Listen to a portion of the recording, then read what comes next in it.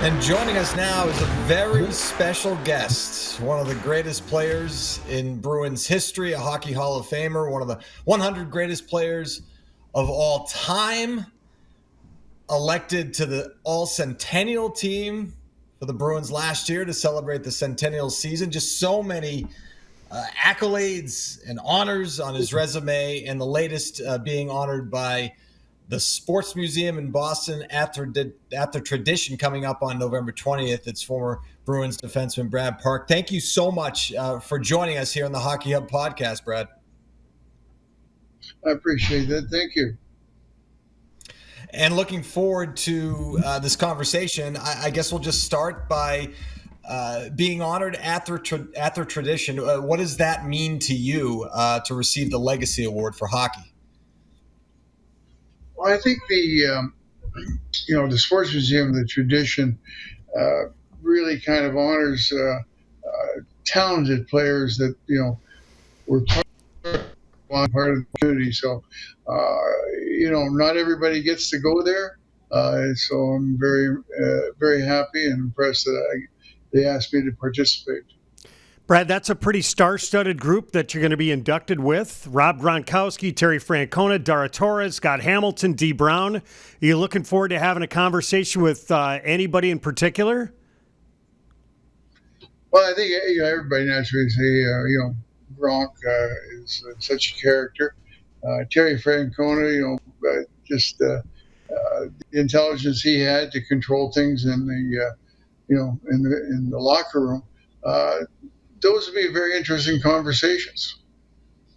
Is it cool for you, Brad, to talk to professional athletes from other sports just to get their perspective on what their careers were like, what their journey was like as well? It is. The problem is that usually a lot of these functions or ceremonies, you really don't get to sit down and have a lengthy conversation. I think one of the great conversations is years and years ago, I played in a baseball game up in Lewiston with Dave Cowens, and he has a place on the lake where I am. And we drove a couple hours back, and we had a great conversation about a lot of similarities, a lot of differences between the basketball and the hockey. So that was very enlightening for me. Brad, I want to take that a little bit further. So you were in Boston basically through the mid-'70s into the early '80s. So did you have a chance to shoot the breeze with some other players on some of the other teams, whether it was the Celtics, the Red Sox, or the Patriots during those times? Not really. The seasons varied for the different sports. Did spend a little bit of time talking to Kevin McHale. For some reason, we had scheduling. We were on the road. We were at the same place at the same time, and he was a terrific guy to talk to. So, obviously, your history in the game of hockey is vast. I'm wearing an Original Six T-shirt. You played for half of the teams on this list: the Bruins, Rangers, and closing out your career with the Red Wings. Let's just take it back to your battles against the Bruins when you were a member of the New York Rangers in the postseason in the Stanley Cup Final. What was it like going up against the Big Bad Bruins? Well, the Bruins and the Rangers in the 60s went from the two worst teams in the league to the two best teams in the league. And, with the rivalry between New York and Boston, the Knicks and the Celtics, the Red Sox and the Yankees, and the Bruins and the Rangers, it was just a natural rivalry. And as the two teams got to be the top ones in the league, they really didn't like each other. If you walked into a restaurant or a bar and you saw, a Boston Bruins sitting in there, you turned around and walked out. It was just that mentality that you had to have. So I guess with that in mind, Brad, so when the trade happens in November of 1975, and for a lot of people, they may not have remembered that blockbuster, you come from the Rangers to the Bruins along with Jean Rattel and Joe Zanussi, Phil Esposito, Carol Vadnais head the other way and play for the Blue Shirts. How long did it take you before you were able to settle in with the Bruins? Well, I think it wasn't the first night. I'll tell you that. it was, I mean, the last place that I really wanted to go was Boston because when I was with the Rangers, I was got such animosity in my fan mail that the FBI used to walk me on the ice and off the ice in the Boston Garden because of the threats I would get. So I wasn't too happy when I first heard about it, and then you kind of get a reality check because you start to get mad that the team that you belong to didn't want you anymore. And that was the attitude I took. I got a little mad and went to the Bruins and realized it was going to be a shock for them when I walk in the dressing room as well as Jean Martel. So, but when we got to the rink, the first guy that came out of the dressing room to meet me out, under the stands was Bobby Orr, and that kind of softened the entrance. Yeah, I want to get to playing with Bobby Orr in a second, but just in terms of when the trade happened, just doing my research. I mean, you were in Vancouver with the Rangers, and then the next game you played was in Vancouver with the Bruins, which is kind of crazy. That must have been an absolute whirlwind, just an unusual situation to say the least. It was. I mean, we played in Vancouver and we beat them. Like 4-1. I think John Martel was first star and I was second star. And then we go to Oakland and 7:30 in the morning, I get a phone call to come to the coach's room. And right then I knew I'd been traded. So because they don't call you at 7:30 in the morning to talk strategy. And, when I walked up there, I said to Ron Stewart, I said, he opened the door. I said, where am I going? He says, you're going to Boston. I said, Boston? I'm going to Boston? I said, who am I going for? He says, Esposito. I'm going for Phil Esposito? He says, no, you and John Martel. I said, John Martel and I for Esposito? No, we got Vadnais. 2 for 2? No, we're throwing in Joe Zanuzzi. And it was like, oh, really? And when we get to Boston or to Vancouver, we go back there to play. And we hear the rumors in the morning. Wayne Cashman was so upset. All the stuff, the beds and the couches and everything in his hotel room ended up in the parking lot. So that was like, well, this is going to be interesting. And, but by the time we got there and we lost in Vancouver, we went to Oakland, played there next, beat them, and then went back to Boston. And, we kind of got on a tear.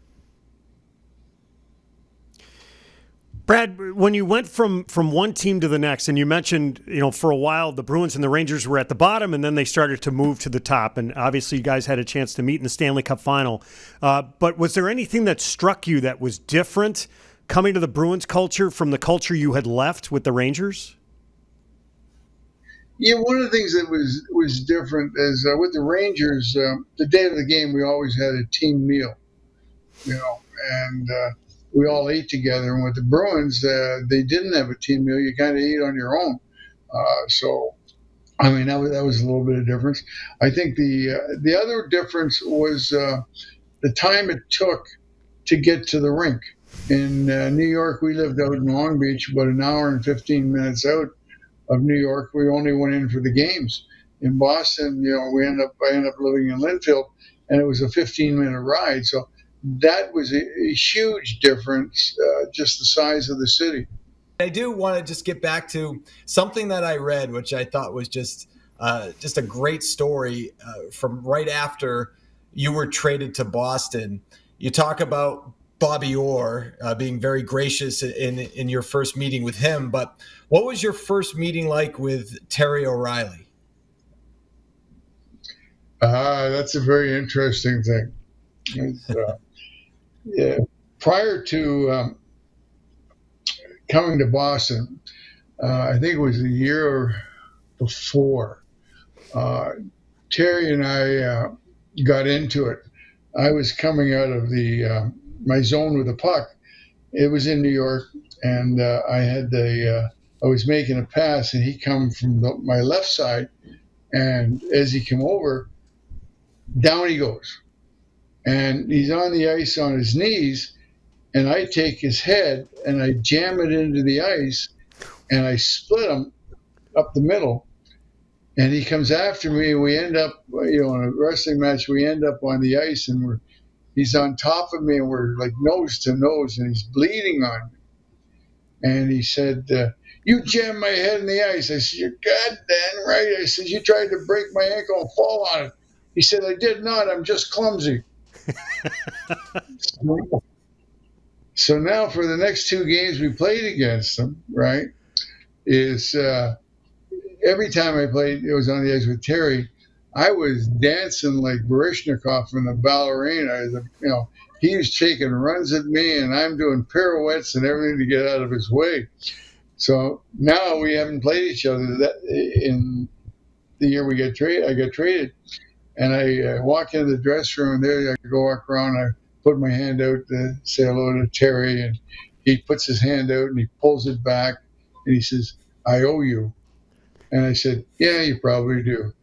So once a month for a number of years when I was there in practice, every once in a while he would cold cock me and knock me on my ass. And I'd look up to him and say, "We done yet?" He said, "Not yet." That was Taz. What did Cherry have to say? Cherry didn't know anything. It wasn't like he took a real cheap shot at me, but he just knocked me on my ass, right? And Cherry was all for that, right? That's fantastic that he was able to stick up with you. Brad, I know it was just such a limited amount of time that you and Bobby Orr were together, but when you finally had a chance to play with him as a teammate, was there something in particular that really stuck out?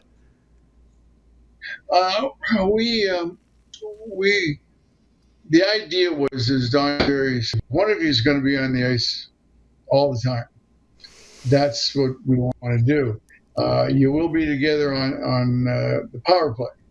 So we were on the power play, and Bobby always played the right sides, and I did too in New York. But but with Bobby, I moved to the left side, and up front we had Wayne Cashman, John Rattel, and John Busick.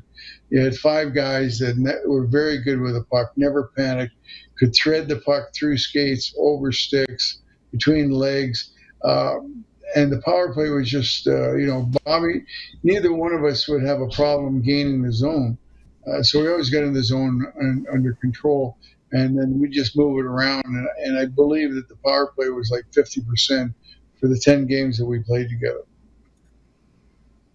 Just incredible. And to think about your time with Bobby Orr, you had some time with Ray Bourque as well, to be able to play with both of those defensemen. And then, obviously there was sort of a turnover of the roster with some younger players toward the end of your career in Boston, Barry Peterson, Rick Middleton, and Ray Bourque, to name a few. What was that transition like? Well, I think when, in the late 70s, going into the 80s, I would come home from the rink, and my wife would say, "You want to go play with the kids?" And I said, "No, I've been playing with them all day." Because they were, they were all kids, very talented. Ray was great to play with. He was like a sponge. I kind of mentored him for 4 years, and he was just absorbed everything. From handling the puck, looking for people, going against the flow, staying on your feet when you had to. So he was just a real sponge about the strategy of the game. And so he was. We also had Brad McCrimmon, who came in with Ray and made a pretty good impression in the Boston team. Barry Peterson came in, and he and Rick Middleton clicked into an unbelievable line. And Mike Krushinski was a young guy that came in and really, made the third guy in that line. We still had the Peter McNabb and the Terry O'Reilly and Stan Jonathan or John Wensick. So they were very forceful line, and they were fun to play with. Since we bring up the names like Orr along with yourself and Raymond Bourque, who you had a chance to play with, if you sort of take a wider view, is it pretty incredible the legacy of defensemen that the Bruins have had in franchise history? I think I don't think there was Eddie Shore was probably the most dominant defenseman, back in the 20s and 30s, and so charismatic. But once they didn't have anybody over the years generally that was, kind of taking the puck for a whirl till Bobby showed up, and Bobby had changed the theme of the game that the defenseman could control the game, come late, and get into the rush. And Bobby and I are the same age. He's a few months older than I. He came in into the league as an 18-year-old. I came in as a 20-year-old. But it was after us, the one guy that steered the team for many years was Harry Sinden. And Harry Sinden, he played with one world champion. He was a defenseman, and he knew the value of having a dominant defenseman. And I think when I got traded here, Bobby was just coming back from an injury, and Harry actually had inside knowledge because he knew he coached Team Canada in '72, the Summit Series, and he knew what type of player I was, what type of player John Rattel was. He also knew what type of personalities we were. And then, I got there and Bobby went out, and we still had success. And then, that's why he went after Ray Bourque. He wanted, again, to have that dominant defenseman. And you can go, right up until, Zdeno Chara, somebody that's really going to make an impression on the blue line. Brad, I wanted to ask you about the Centennial season with the Bruins, honoring all of the eras of Bruins hockey, obviously you being a big part of that, and then selected to the All-Centennial team. What did that honor mean to you? It was an interesting thing. I was living it was in the winter, so I was in Florida, and they were having a big function, and I ended up saying, okay, I'll come up for the opening night and everything like that, but I can't stay for the dinner because I got a doctor's appointment. I got to go back to Florida. And, Charlie Jacobs called me and said, Brad, I'm not supposed to tell you, but you're on the Centennial team. Do you think you could stay over? And I said, Charlie, I think I can now. So it was quite an honor. Brad, when you watch the Bruins or just the National Hockey League in general now, is there anybody that catches your eye that you find yourself watching? Yeah, I think, definitely the Makar out in Colorado is a heck of a player. What I look for with most guys, if they're going to be a puck-controlling defenseman, their ability to go back against the flow with the puck. One of the things that I've always said is that when you come around that net, the first thing you see is the first thing they see. So it might not be the right play. So you got to learn to be able to go back against the flow, and you got to hold it long enough till the hole's open. So I look for those type of guys, and then I look for the guys that defensively will not necessarily block shots, but get to shots before they leave the stick. That's closing the gap, and it means that they're in control because they're not backing off waiting for something to happen. They're dictating what happens.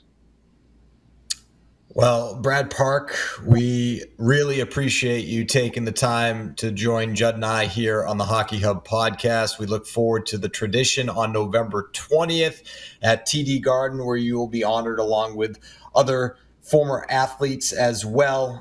Tickets on sale at sportsmuseum.org and tdgarden.com right now. Brad, thank you so much for joining us. We appreciate it. Thank you, guys. I look forward to going to the tradition in a couple of weeks, and you guys take care. Congrats. Thank you.